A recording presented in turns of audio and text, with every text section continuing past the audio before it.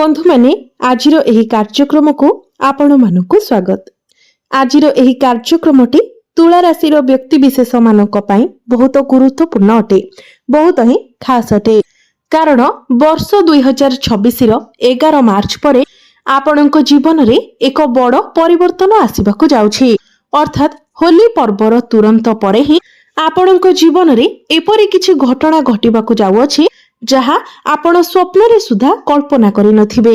आपणक जीवन रे सेही सब खुशी फेरिबाकु जाउछि जहा आपण दीर्घ दिन धरि आपणकर मन भितरे चाहुथिले। तो आपणकु केउ सब खुशी खबर मिलिबाकु जाउछि, आपणक जीवन रे कोन सब बड़ परिवर्तन आसीबाकु जाउछि से विषय रे आजिर एही वीडियो रे आमे माने विस्तार भाबरे आलोचना करिबा। वर्ष 2026 जहा कि सूर्यंकर वर्ष अटे। तो वर्ष 2026 रो 11 मार्च को देवता मानकर गुरु देवगुरु बृहस्पति बक्रीरु मार्गी चलन करिवे। एहा परे जून मास ठारू पूरा 12 मास पर्यंत देवगुरु बृहस्पति उच्चस्थ अवस्था को आसीबाकु जाउछंती, अर्थात निजर उच्च राशि रे प्रवेश करिबाकु जाउछंती। तो 11 मार्च परे आपणकर जीवन रे आपणकर भाग्य रे कोन बड़ परिवर्तन आसीबाकु जाउछि जहा आपणक जीवन रे हे केही रहिबो से विषय रे आसंतु जानिबा। तेबे बंधु माने वीडियोटी रे आगो को बढ़िबा पूर्वरु आपण माने वीडियोटी को लाइक करी चैनल टी को सब्सक्राइब करि दियंतु एवं कमेंट बॉक्स रे भक्ति एवं श्रद्धार सहित जय श्री जगन्नाथ जय मां लक्ष्मी निश्चय लिखंतु। तो बंधु माने आजिरो एही कार्यक्रमटी आपणकर जन्म राशि तथा चंद्र राशि उपरे आधारित। आपणकर जदि तुला राशि होई थाए तो वीडियोटी आपणक पई बहुत गुरुत्वपूर्ण रहिछि। तो बंधु माने 11 मार्च को देवगुरु बृहस्पति बक्रीरु मार्गी चलन करिवे। गुरु को आमर ज्योतिष शास्त्र रे सबुठारु अधिक शुभ ग्रह बोली माना जाय थाए, दायित्ववान ग्रह बोली माना जाय थाए। धनर कारक बृहस्पति अटंती, संतानर कारक बृहस्पति अटंती, भाग्यर कारक मध्य बृहस्पति को माना जाय थाए। आमर भाग्य केते भलो अछि केते खराब अछि ताहा बृहस्पति ठारु ही देखा जाय थाए। तो एबे आसंतु जानिबा 11 मार्च परे आपणक भाग्य कोन सब परिवर्तन हेबाकु जाउछि। तो बंधु माने सर्वप्रथम कथा हेउछि तुला राशि रे गुरु आपणकर नवम भावरे मार्गी हेबे।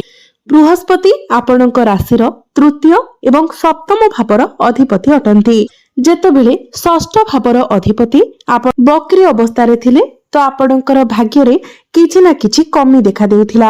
समस्त कार्य रे किछि ना किछि बाधा उपजुथिला। आपण अनेक दिन धरि निजर मन भितरे योजना करुथिले कि मु एही नूतन कार्य आरंभ करिबे किबा कोनोसी जिनिस आपण क्रय करबाको चाहुथिले। किछि ना किछि आपणकर मन भितरे आपण प्लानिंग करुथिले, किंतु प्रत्येक क्षेत्र रे आपण केउठारे ना केउठारे विफल मध्ये हेउथिले। केउठारे ना केउठारे आपणकर कार्य रे बाधा उपजुथिला। किंतु 11 मार्च को जेतेबेले बृहस्पति बक्रीरु मार्गी चलन करिवे सेतेबेले आपणकर भल समय आरंभ हेबाकु जाउछि। किंतु एहा ठारु भी आहुरी अधिक शुभ फल आपणको प्राप्ति हेबो। ताहा पुनी जून मास परे जेतेबेले बृहस्पति आपणकर दशम भावको चलन करिवे एवं उच्चस्थ हेबे। 1 जून ठारु आरंभ करी बृहस्पति अक्टोबर मास पर्यंत आपणकर दशम भावरे अर्थात आपणकर क्यारियर बा कर्म भावरे गोचर करिवे। दीर्घ 12 वर्ष परे गुरु आपणकर दशम भावरे उच्चस्थ हेबाकु जाउछंती।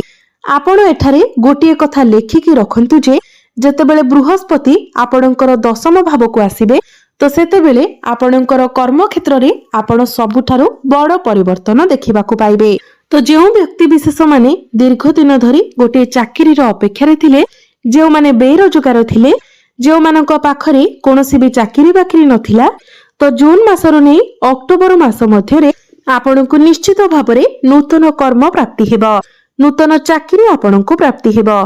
बृहस्पति आपणकर दशम भावरे रही आपणकर धन भाव अर्थात द्वितीय भाव को दृष्टि देउछंती। एहा व्यतीत चतुर्थ भाव एवं षष्ठ भाव उपरे मध्य गुरुंकर दृष्टि रहिबो।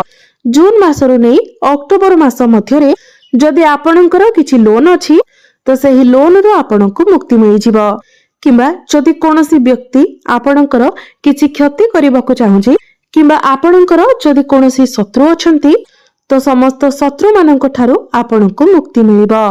किंबा जदि आपण किछि मानसिक चिंता मध्यरे रहुथिले बहुत अधिक कष्ट पाउथिले तो आपणको समस्त समस्या एवं कष्टरू मध्य मुक्ति मिलिबो।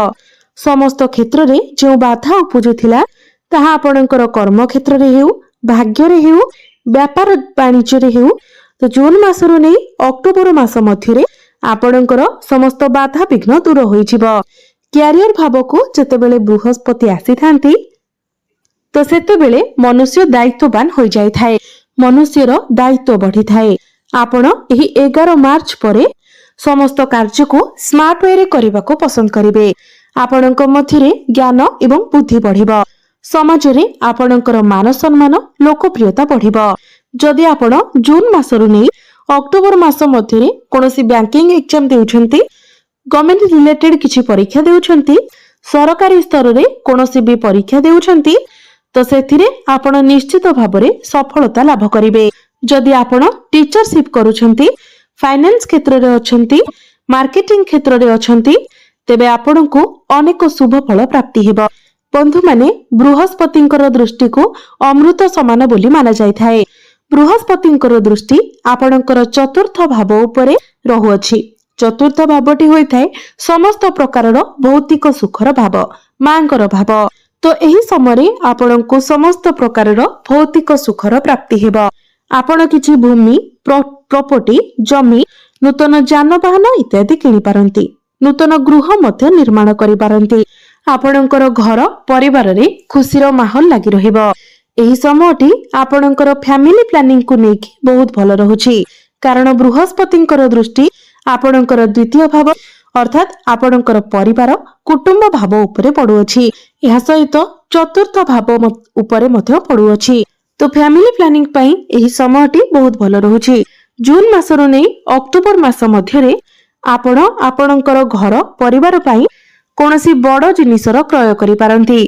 आउ गोटिए कथा हेउछि, बृहस्पति जेहेतु आपणकर क्यारियर भाव उपरे बसिछंती तो जे व्यक्ति विशेष माने दीर्घ दिन धरी प्रमोशन रो अपेक्षा रे थिले 11 मार्च परे सेमानकर प्रमोशन हेबार जोग बनिबो। कोनोसी एमएनसी कंपनी रु जॉब ऑफर मध्य आसीबो। आपणकर कर्म क्षेत्र रे किछि ना किछि बड़ परिवर्तन निश्चित भाबरे हेबो। हुए तो आपणकर ट्रांसफर होई जाय पारे किंबा आपणकर पदोन्नति होई पारे। कर्म क्षेत्र रे केउठारे ना केउठारे आपणको बड़ सफलता मिली पारे। आपणकर नाम प्रतिष्ठा बढ़ी पारे, आपणको सम्मानित करा जाय पारे। आपणकर क्यारियर रे बहुत भलो ग्रोथ मध्य आसीबो। आपणकर डेली इनकम बढ़िबो। जेतु बृहस्पतिंकर दृष्टि आपणकर धन भाव उपरे रहुअछि तो विभिन्न दिगरु आपणक पाखको अर्थर आगमन हेबो।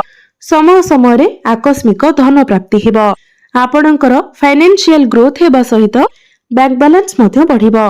पूर्व अपेक्षा आपणकर आय रे वृद्धि देखिबाकू मिलिबो। एही समय रे आपण किछि एक्स्ट्रा इनकम करबाकू भाबी पारंती।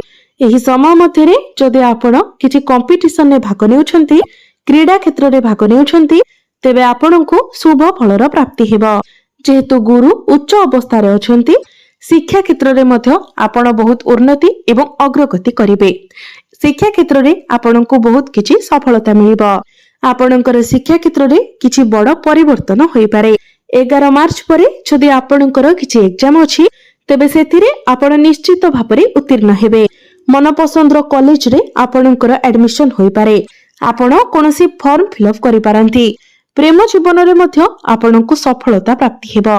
जो पिला मानकर विवाह बयस होई जायछि सेमानकर घर को विवाह प्रस्ताव मान आसी पारे एवं विवाह मध्य फाइनल होई पारे। आपणक जीवन रे केही नूतन पार्टनर आसी पारंती। पूर्वरु लागि रहिथिबा प्रेम जीवन रे जदि किछि समस्या लागि रहिथिला तो से सब दूर होई जिवो। भ्रमण सुख आपणको प्राप्ति हेबो। गृह रे किछि शुभ मांगलिक कार्यर आयोजन होई पारे। एही समय रे आपणकर किछि नूतन बंधु सृष्टि होई पारंती। आपणकर शत्रु मध्य बनि पारंती, किंतु आपण डरिबार कोनोसी आवश्यकता नाही, कारण शत्रु माने आपणकर कोनोसी भी क्षति करि परिबे नाही। तेबे बंधु माने अधिक शुभ फल प्राप्ति करिबा पई आपण प्रत्येक दिन शुक्रंकर बीज मंत्रर जप 108 थर निश्चय करंतु। प्रत्येक दिन आपण हनुमान चालीसार पाठ करंतु। प्रत्येक दिन आपण उदित सूर्य को ତମ୍ବା ପାତ୍ରରେ ଜଳାର୍ଘ୍ୟ ଅର୍ପଣ କରନ୍ତୁ ଏବଂ ପ୍ରତ୍ୟେକ ଦିନ ଆପଣ ଓಂ ନମଃ ଶିବାୟ ମନ୍ତ୍ର ମଧ୍ୟ 108 ଥର ଜପ କରନ୍ତୁ। ଆପଣଙ୍କୁ ଅଧିକ ମାତ୍ରାରେ ଶୁଭ ଫଳ ପ୍ରାପ୍ତି ହେବା ସହିତ ଆପଣଙ୍କର ଭାଗ୍ୟରେ ମଧ୍ୟ ଉନ୍ନତି ଆସିବ। ତ ବନ୍ଧୁମାନେ, ଆପଣଙ୍କର ଜୀବନ ମଙ୍ଗଳମୟ ହେଉ, ଏହା ହିଁ ଈଶ୍ୱରଙ୍କ ନିକଟ